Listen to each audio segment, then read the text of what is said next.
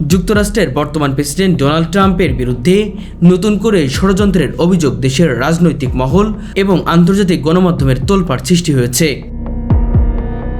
অভিযোগ অনুযায়ী ট্রাম্প এবং তার ঘনিষ্ঠ সহযোগীরা নির্বাচন প্রক্রিয়া ও সরকারি প্রতিষ্ঠানগুলোর উপর প্রভাব বিস্তার করার চেষ্টা করেছেন, যা সংবিধান ও আইনের সরাসরি চ্যালেঞ্জ হিসেবে দেখা হচ্ছে।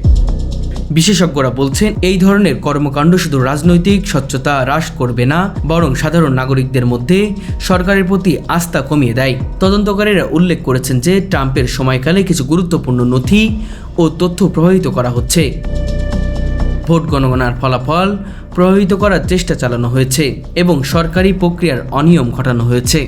এই অভিযোগ প্রমাণিত হলে ট্রাম্প আইনি দায়মুক্তি পেতে পারবেন না, যা সংবিধান ও আইনের কঠোরতার ক্ষেত্রে এক নতুন দৃষ্টান্ত স্থাপন করবে। রাজনৈতিক বিশ্লেষকরা বলছেন, এই ঘটনা ট্রাম্পের রাজনৈতিক ভবিষ্যৎ এবং তার পার্টির ভবিষ্যতে দীর্ঘমেয়াদী প্রভাব ফেলতে পারে। বিশেষ করে আগামী নির্বাচনে তার প্রভাব পার্টির নীতি নির্ধারণ এবং সাধারণ ভোটারদের মনোভাবের উপর ব্যাপক প্রভাব পড়তে পারে।